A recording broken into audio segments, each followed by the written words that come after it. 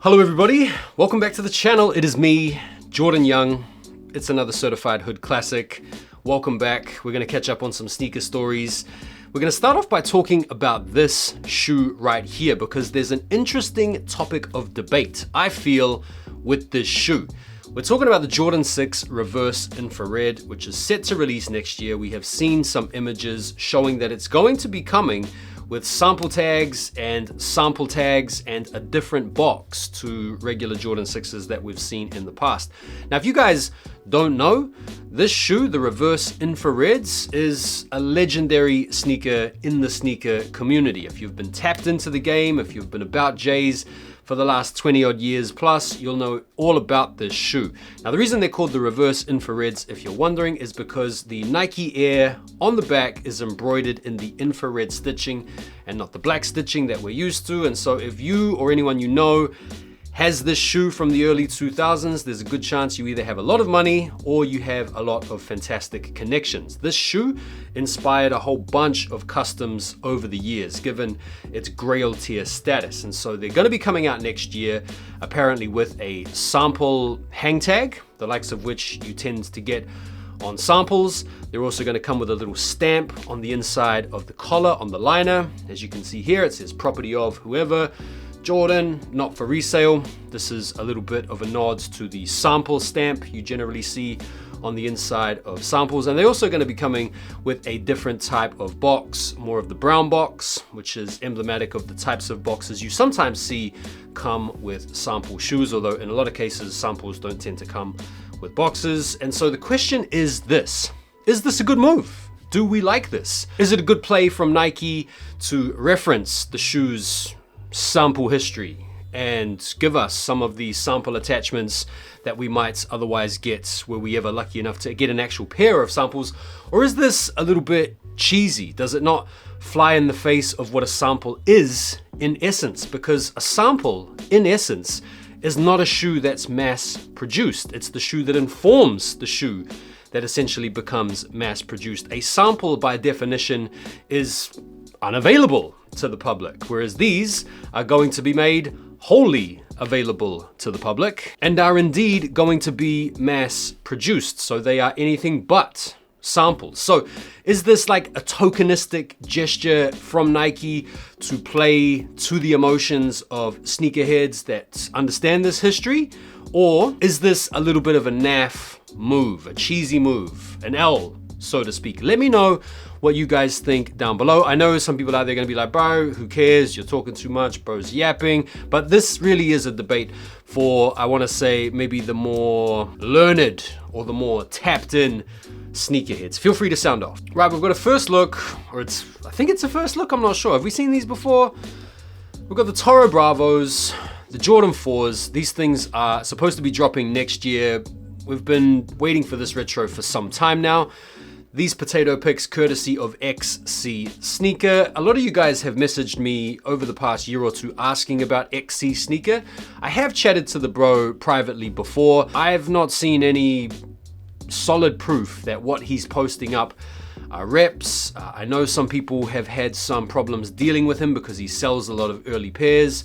So I'm not gonna speak to the legitimacy of his operation nor the shoes that he sells because I've never copped from him personally, nor would I because I'm not trying to overspend for early pairs in the market. But he is still considered a reputable source because obviously the big accounts are still posting him. So feel free to sound off down below and let me know if you've had any problems with XC Sneaker, if you want me to maybe look into that story a little bit deeper. I know there are quite a few people out there that have been reporting that, yeah, bro's not legit, but yeah. Anyway, that aside, these shoes, hard to tell from these images. I'm not really feeling the red netting on the sides.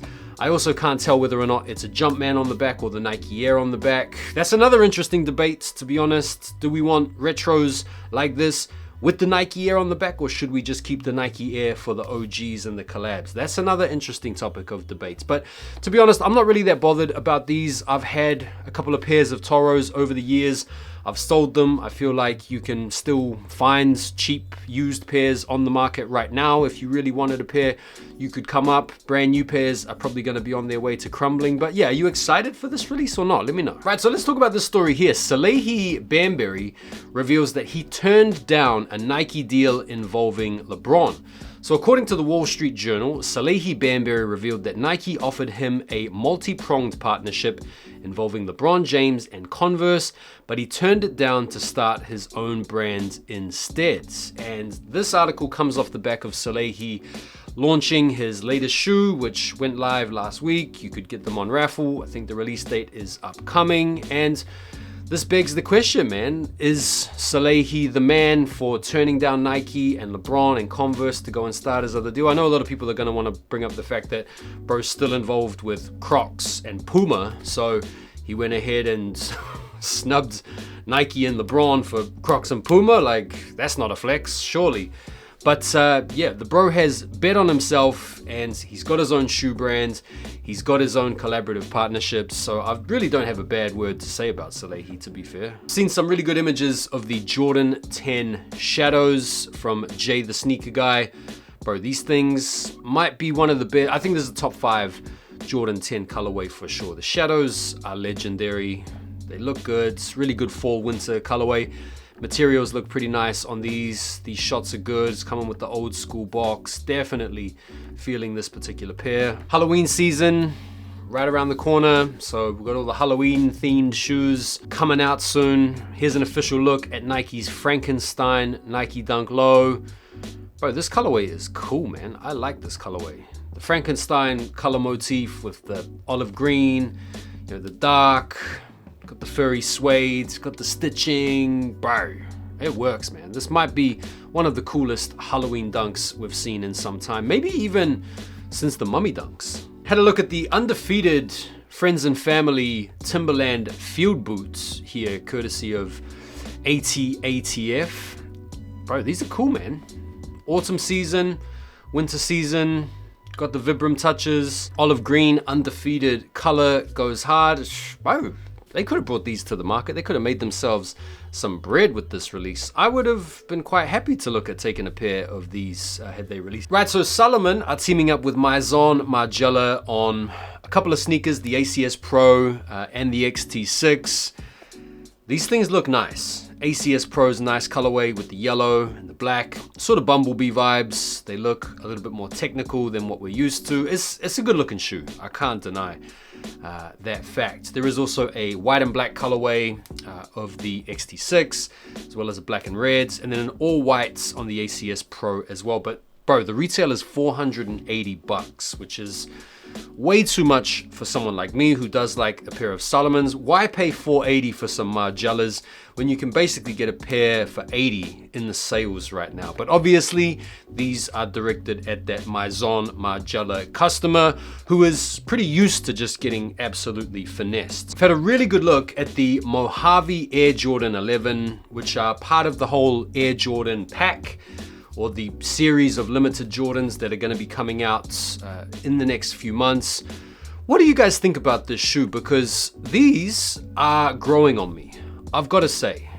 They're inspired by the deep sunsets of Phoenix, Arizona. They've got yellow carbon fiber on the plate. I've come to actually like them because they're just a little bit different. Over the years, the 11 has been getting a little bit of a rinsing with some of the big retros we've had, like the DMPs, the Reimagines, as well as the Legend Blues. Obviously, we've got the Gammas coming back. I feel like we've been lacking in some really strong, bold colorways of the Air Jordan 11 to get people excited about wearing them again. Now, obviously, this colorway isn't going to be everybody's cup of tea because they've got that Barney vibe or they've got that Grimace vibe, the purple vibe.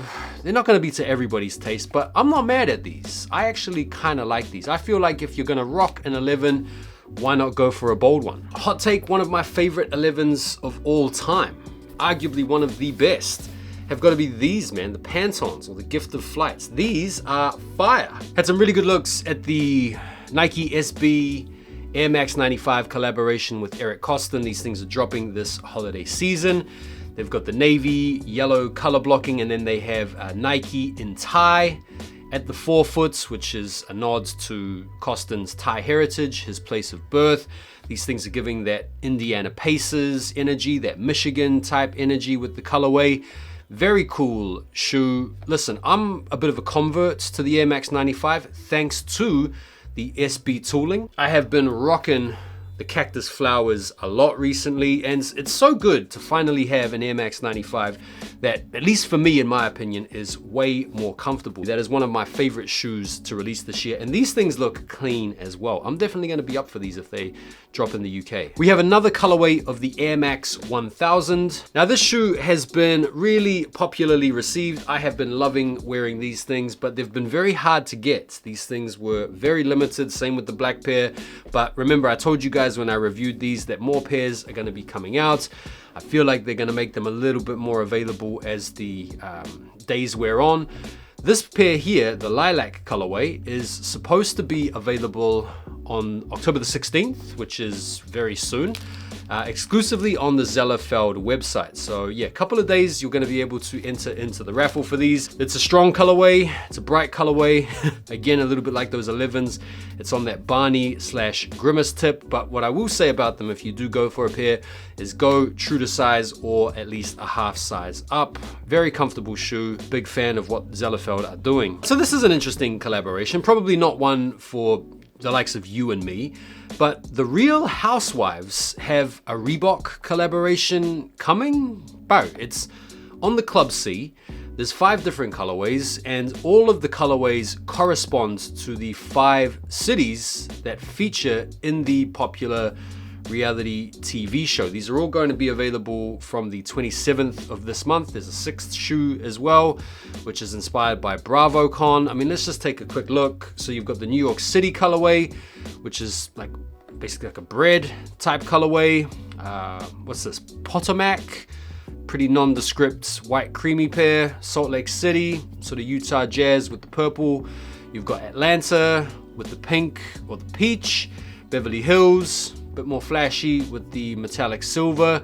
What do you guys think about this? The shoes themselves are pretty clean, but yeah, I mean, who's going to be going for these? Your missus probably, I suppose, eh? Nike have got a Cybertruck clog coming out next year. This is called the New Mind 001. And take a look at these things, man. These look like some kind of mobile vacuum cleaner. Pretty wild design.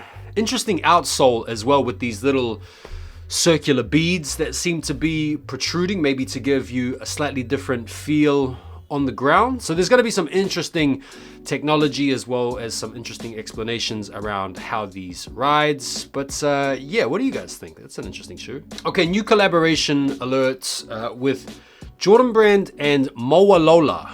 Now, I have no idea who Mowalola is. I thought this was how toddlers mispronounced Motorola, but Mowalola is actually a brand, a designer, and to my own shock and horror and ignorance, is actually based in London and has done work with sneaker brands before, including this collaboration with New Balance in the not too distant past, back in 2022. So, bro, yeah, forgive my ignorance, but apparently these two are going to be teaming up for a collaboration on the Air Jordan 14, which is supposed to be going down sometime next year. We have a speculative mock-up here, which features the branding on the sides. Pretty clean colorway of the Air Jordan 14. So yeah, I'll keep you guys posted with more info when it comes to lights. Jordan 4 Valentine's Day shoes for next year have emerged. These things look clean, man. They remind me of those white and red